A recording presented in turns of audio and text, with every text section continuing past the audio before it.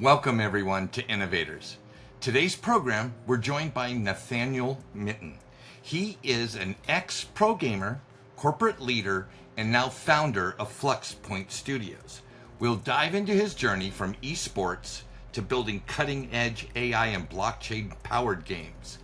And we'll also hear about how he created the groundbreaking AI agent formerly known as Talos, known now as T. He's built this on Cardano, and there are plans to expand to other chains.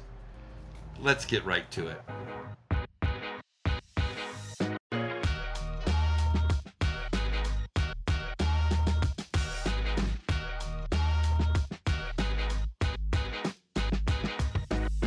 All right, Nate, great to have you on Innovators. How are you today?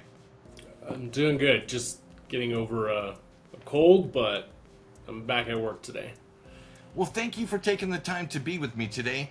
I find you to be very interesting, hence the invitation to this program. And one of the things that really jumped out at me is that you're actually a former professional gamer. And me being a guy who grew up wanting to be a professional athlete, I know what it takes to get good enough at something to have somebody pay you to do it. I would love to start with, what was that journey like for you, and what was driving you to put in the hours that it takes to reach that level? Obsession, in a word.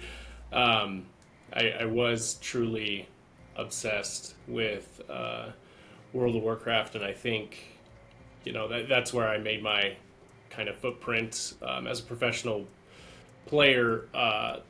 Started off just like anyone else, and just got really into. I thought it was a really fun, engaging game. It was growing up in my era where we were, finding new ways to be connected with everyone else throughout the world, virtually, right, and not just in the physical essence, but in this like massive multiplayer online environment.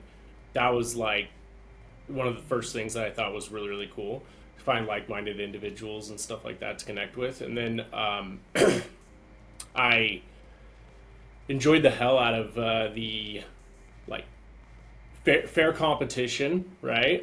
Which there wasn't always that in World of Warcraft, which I had come to learn the hard way. But I just, found ways to keep getting better and better and making fewer mistakes. I think that's what really drove me, is just like finding ways to reduce the amount of mistakes that I made, because that's what really would catapult you kind of to the next rank or tier of competitive players, if you will. So, and then I made friends in that environment, and it was kind of a weird dynamic, because it's like when you're at that level of competition, you may well be playing with somebody on your team for a couple hours, and then like you go to get a bite to eat, or they have to log off and do something, and then you come back a little bit later, and now you're on a team against them, playing with other friends and stuff. So it was kind of cool, and it was fun that way. And yeah. Well, I can totally relate. My son Dylan, I'll never forget this. He got himself he started a little recycling business in our condo complex to collect glass bottles and aluminum cans so that he could earn enough money to get an Xbox, because his friend turned him on to Halo. And so he did. He made enough money to buy an Xbox. I saw him and his friend play it. It looked intriguing. They let me try it. The very next day I went out and bought myself an Xbox One and set it up in the living room.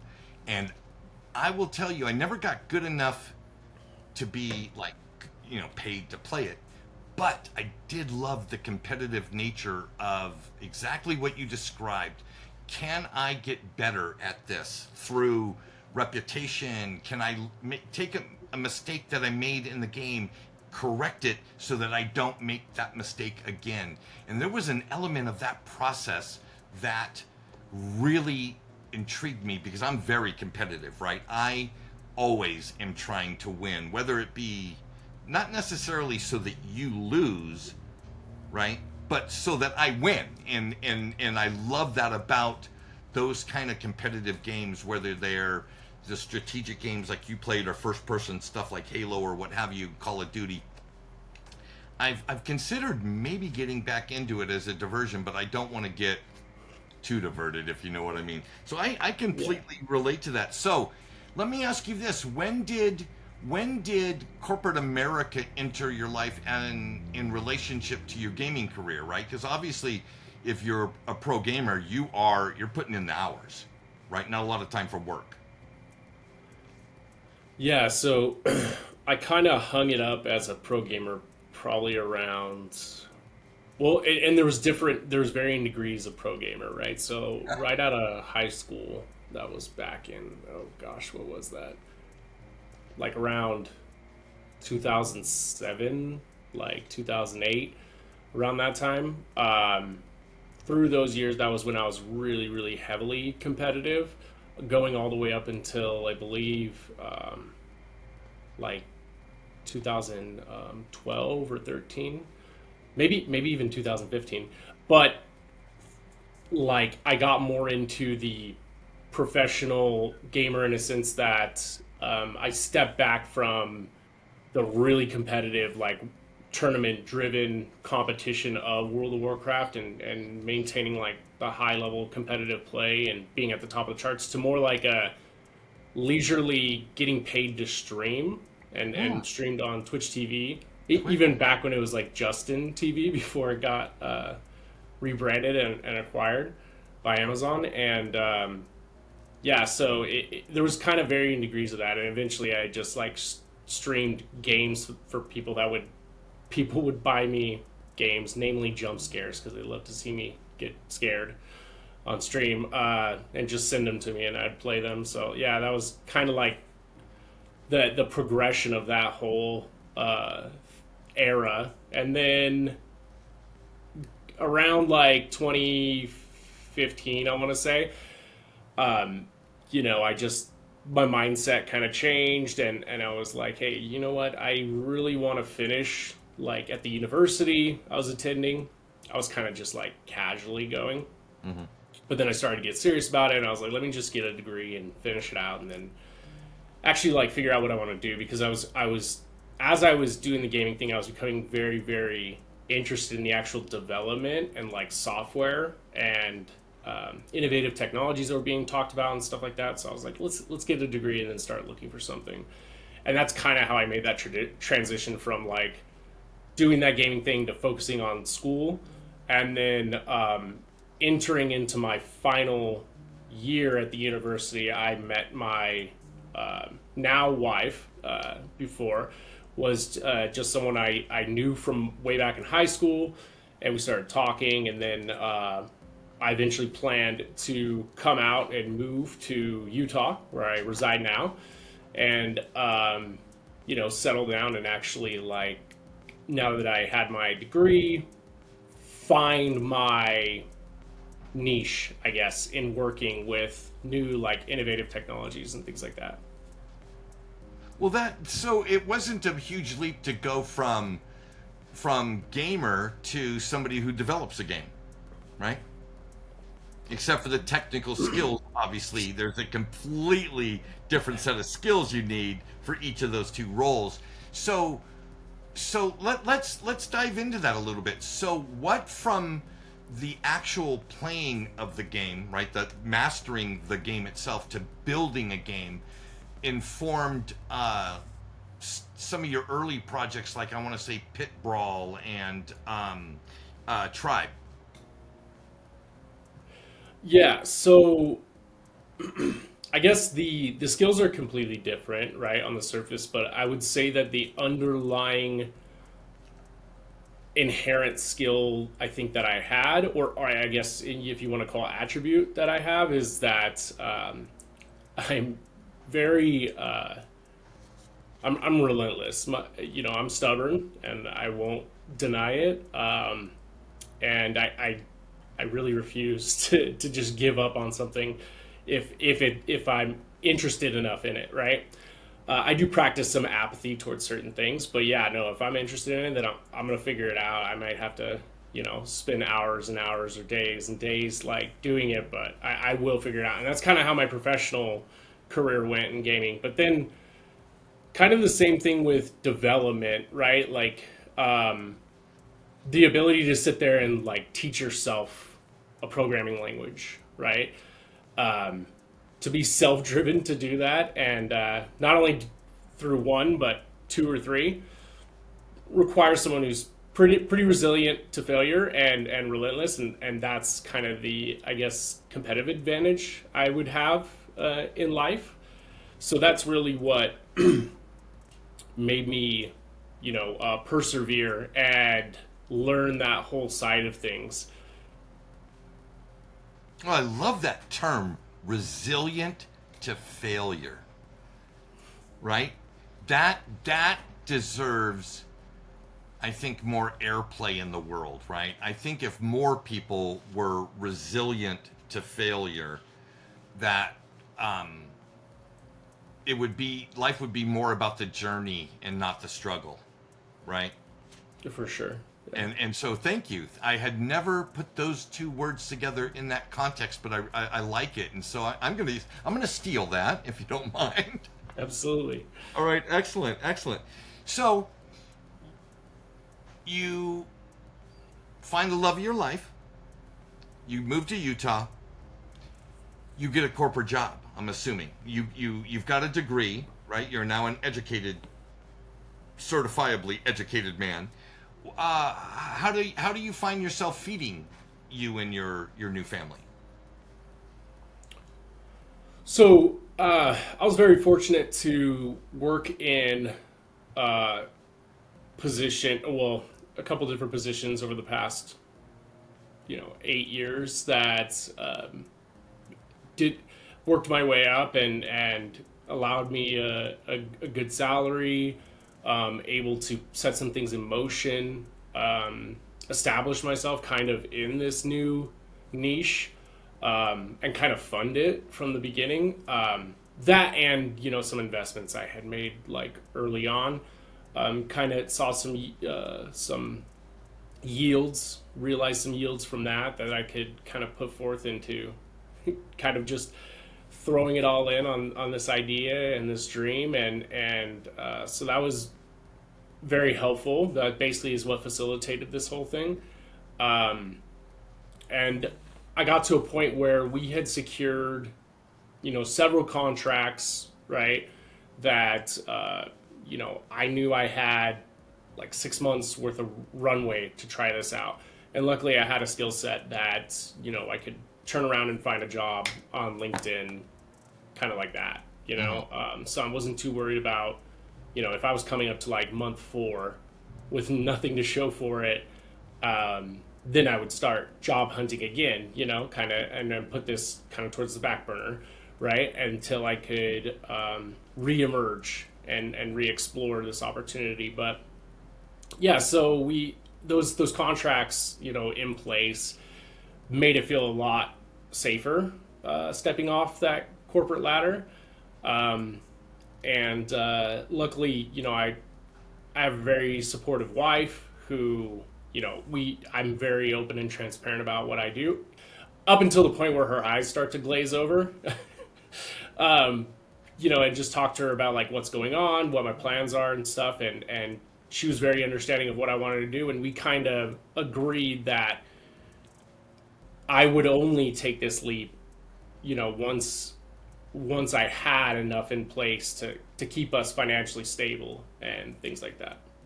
So for clarity, you finish college, you start this incredible relationship with your wife, you find a job. How soon after leaving college, like, did you form FluxPoint Studios? Because I'm assuming, because of the chronology, that Pit Brawl and Tribe, these type of things were done in your spare time away from your corporate salary position, right? They happened concurrently. Yeah, that's correct. So, FluxPoint Studios, we were just established, incorporated in December of 2024. three. So it's relatively new. And then before that, when PipRaw was first released, I was operating under a different LLC Okay. that had only been established earlier that year, and it was kind of like playing fast and loose with whatever I could. Sure. Still very inexperienced in corporate structure, running it on my own and things like that, and regulation as far as that goes and whatnot. So we kind of leveled up when we entered December of 2023, and did the whole rebrand, incorporated, and everything like that. So yeah, it was still relatively new, and I met my wife in 20. It was either the end of 2015 when we first started talking, and then we got married in 2017. Good job. Good job. So I think the lesson for a lot of us, and it's something that I did myself, Nate, was don't jump off into the deep end of risk without having a net, right? And so I think this story of entrepreneurialism wasn't I had an idea and I risked it all, and on one hand ruin could occur, and on the other hand riches could be acquired. You strategically put yourself in a position to bet on yourself, right? And you have a fallback if this doesn't work, right? And not every good idea makes it. Not every talented person succeeds. That's just the truth. So thank you. I think that's really important for especially younger people who do have incredible ideas and have the passion and the desire to be an innovator. Innovation for innovation's sakes is dangerous.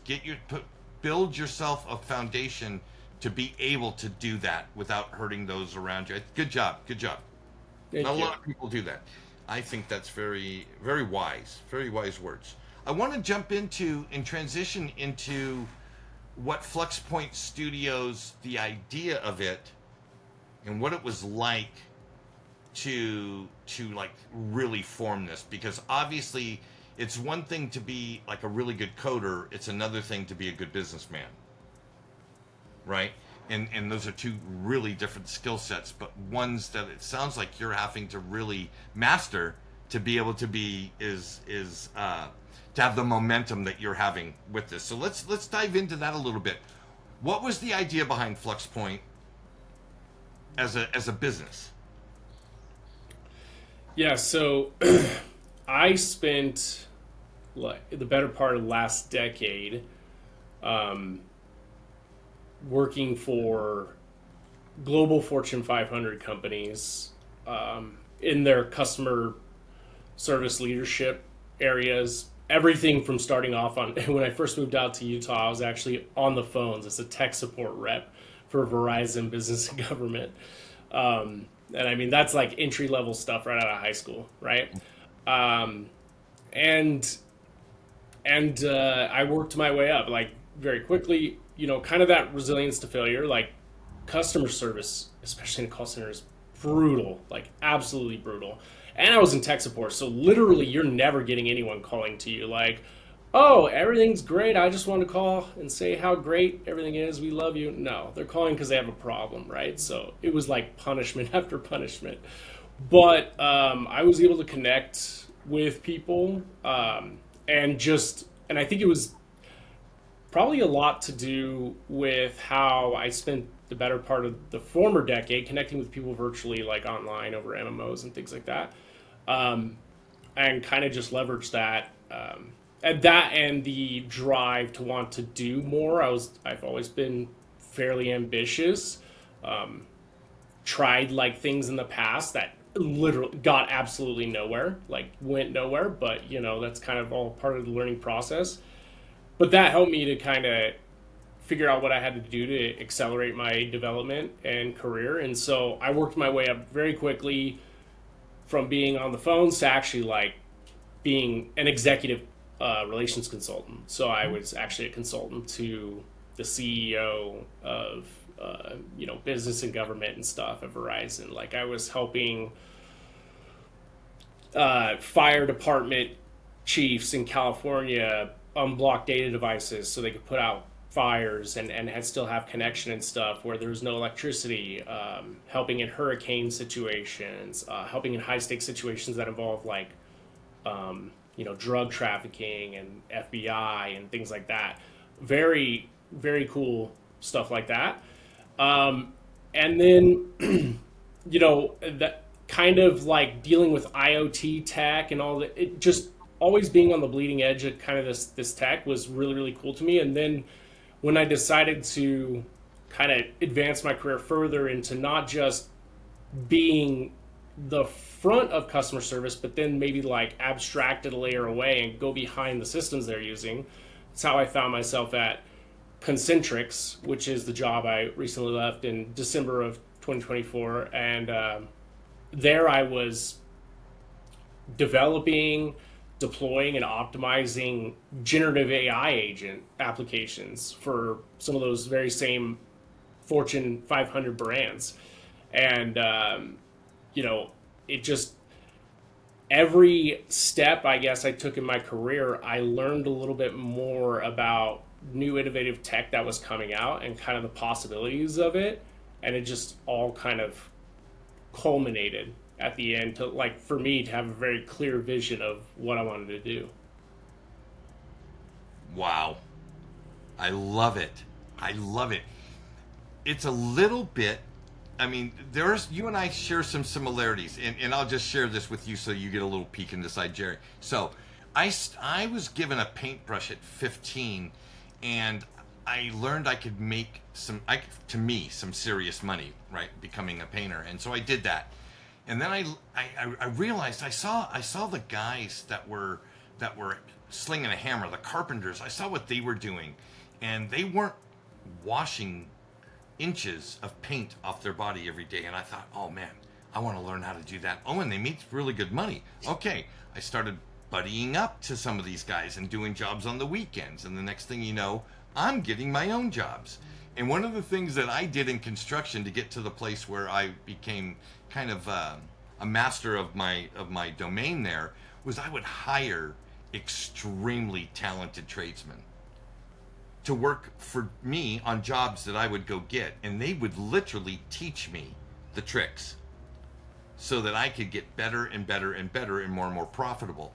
And that life, that was a really good life. I led a really good life up until the time I retired, and it was very similar, taking jobs that would inform other things that I wanted to do.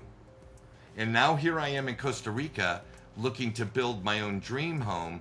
And guess what? I am not dependent on anybody to design it, to build it, to understand that it's built well, to understand the cost structure of how to build it well. And that all came from my career, and obviously knowing that I wanted to get to the place where I was not dependent on those people for those things. And it sounds like you've taken a very similar path, and maybe that's one of the reasons why I've developed this kind of fondness of you. It's like, okay, I see a lot of me, only like younger and better looking, and obviously in a tech field. So you've developed FluxPoint Studios. You leave Concentrix. Is that how you pronounce it? Concentrix. Concentrix. You leave Concentrix last year. So all of this year, 2025, you've been on your own with some contracts. Let's talk about that. What's it been like with no net? You're off on your own now. You are doing it. Let's talk about what that journey's like. Yeah. I mean, it's scary, right? Like, I think I kind of attribute it to, even with all the preparation and everything, I kind of attribute it to, there's an essence of, actually, you know what? There's a movie analogy that's perfect for this. So, have you seen The Dark Knight Rises? I love it. Like, okay, Batman with Bane and all that. Of course. So, do you remember when Christian Bale as Batman, he's in the pit and he's trying to climb out and he keeps failing, and then like before he attempts his successful leap, he tries without the rope because the blind, cell buddy tells him like, you don't have the fear of death, and that's why you Right. need to The jump without rope the gave rope in you order to make it. security. Yeah, Exactly. and so I felt like, even though I had this, like, even though I had the security net, a little bit of runway with like the contracts and stuff like that, I knew that that was very, very, very short lifespan, if I didn't make something happen. And so I'll never forget the very first week in Jet, because I left Concentrix on December 31st of uh, Okay. 2024, like literally the last day of the year. And the first week, even the first, I think it was like the first 4 days of the new year, um, I had a headache almost every single day. I didn't eat for like 12 hours or something like that one of the days.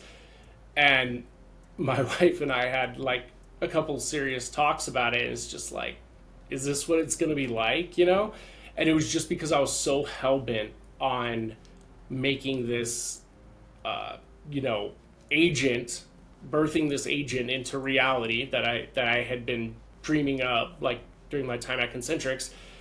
And it was like I was felt like every single day I was hitting a roadblock and I was failing and I was failing. And, it's just like I didn't feel defeated, but I was stressed out, extremely stressed out, and I let that fear kind of drive me forward. And that's what, some of my best work eventually happens when I'm at that point, right? Where I know that death's knocking at the door, right? And that I need to make this happen, or else there's nothing else. I can completely relate to that. Yeah. So when you have your corporate job and your business, your own entrepreneurial efforts are on your own time, setbacks aren't devastating. However, when it all is depending on you and you get a setback, now the weight of the world is on your shoulders. I can relate to that, boy. I know that feeling. But I'll tell you what, in you're exhibiting it now, you are that resilience to failure makes you stronger and stronger. And one of the little things that I've realized is that I'm going to say God has never dropped me on my butt. I'm 60 years into the game, and even when things have looked their darkest, I've come out okay. And there's no reason for me to believe things are going to change because I haven't changed. Just so what I got to do is just keep doing the Jerry thing, right? Keep waking up every morning, keep greeting the world with a smile, and giving my best effort, even when that effort produces failure. And so I just heard you verbalize that. So right on, man. Good job, Nathan. Nathaniel, I'm sorry, it's not Nathan. Cut that, please. Great job. Okay, well, FluxPoint is off and running, and you have created something and unleashed an agent into the world that I want to spend the rest of our time today talking about. I want to talk about T, the agent formerly known as Talos. What is that whole story about? Let's get into that because I think what you're doing with T and what T's doing for himself is quite remarkable and entertaining. Take it away. Yeah, so I as I mentioned earlier, Concentrix kind of set me on this path, like gave me what I needed to pretty much produce tea, and have a good product that people liked, and engage with. And does it still have opportunities? Absolutely. And he's evolving every day, and we're fully aware of like some things that we need to still tune and optimize. But that's how these things work, and that's what my time at Concentrix really taught me is you these agentic systems, right? Or, generative AI and plugging it into an agent. So like that the AI actually has agency, which is where that term agentic comes from, is not something that's just like a set and forget type of thing, because these are non-deterministic systems. And even though the technology is getting better to where you can get really, really close to some form of determinism, and you can have certain hacky ways to achieve a level of determinism within these systems, you're kind of flying by the seat of your pants, and relying on what you know at the very beginning. So during my time at Concentrix, I mean, we would develop these, and lots of time would go into, like building it up and kind of theory crafting the whole thing and being like, oh, well, if this happens, what's going to happen? It'll probably respond with something like this based on what we know of LLMs and these large language models that we're working with and things like that. But as we got better and better at doing it, what we found is that the deployment would really just be, okay, what are your requirements as a business? What do you want to see this thing do? What are the guardrails? Like, so what are the things we really have to keep in mind that like never happen, right? And then 3, like, what's your risk tolerance to certain things, right? And then once we'd have that, it would really speed up the development process, and then we could finally get it out into the wild where the real, I would say, development happened, which is iterative, right? The monitoring, tuning, and optimizing of these systems. And so that whole experience over the last 2 years really gave me a good understanding of what launching a successful AI agent to market for FluxPoint Studios and market itself would really do, right? But then I'm always interested in what's the move, like what's the 3 steps ahead move, Okay. right? So not only did we launch this agent that was very human compared to its competitors that you would see out there, but also we enabled it to be able to trade on Cardano with its own private wallet and sign its own transactions with its own set of private keys, which was like that was the 3 steps ahead move, and so that really kind of solidified T as like a force to be reckoned with, I think, in the blockchain and AI space. And there's still a lot of chains that don't know about him because of the fact that we started off on such a smaller and out of the mainstream media chain, which is Cardano. But what we felt was a more secure route to go. Well, let's talk about that for a second. So, with what you're learning from T being on Cardano, do you foresee, like, where is T going to go next? Where is the next 3 steps for T as it pertains to ecosystems outside of the Cardano ecosystem? Yeah, so we actually already have made progress in that area. So we have taken T's ability to trade with his own wallet and set of private keys on Cardano, and we've been able to translate that to also, he's made trades on Base Network, which is layer 2 for Ethereum, very popular, and Solana, which is a non-EVM chain, and it's pretty popular right now, known for moving fast and breaking things. And so, we just feel like it's a good next step for T to kind of gain exposure in these other areas and make people realize, oh, this isn't only an agent that is made for Cardano. This is an agent that's made for every chain. I like it. I like it a lot. I'm curious if there'll be partnership or collaboration opportunities for you in the world of, like, for instance, I'm thinking of I Trust Capital, right? A Roth IRA that allows me to trade the assets within that account. I wonder if a T could be integrated and my multi-asset IRA Roth account could actually get stronger, better, faster because T's in there, performing functions according to my wishes. That to me, I mean, that would be phenomenal someday to have those kind of agents in there doing that thing. But T is so much more than a trading bot, right? And so, we've talked about the 1, 2, 3 as it pertains to trading in different ecosystems. What is the 1, 2, 3, 4, 5, 6 for T in your vision to conquer the world? So vision to conquer the world. I don't want to spoil all the fun.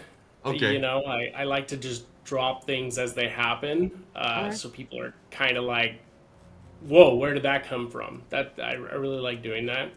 Because I hate that this industry I build in is so speculative. Even just traditional tech is so speculative, and but I will say this, like we have already shared that we are a software development company that is very focused on these advanced AI solutions and gaming, right? That's our other branch. So it's not a giant leap to say like that T is going to make appearance in games. In fact, we've already released a teaser trailer of T in our game Tribe, where he'll be an actual player, not just like an NPC. An actual player. Yeah, like you will fight against him in certain matches, and he will be on your team in other matches, and he will have his same style, his same behaviors. He might make the same mistakes that simulate humans making similar mistakes. He might have a certain preference to weapons, just as humans have a certain preference to weapons, and so on and so forth. And that's really just like the primordial ooze. But we're talking about making video games that are truly unique to every individual player, like personalized experiences to every individual player with this tech. Wow.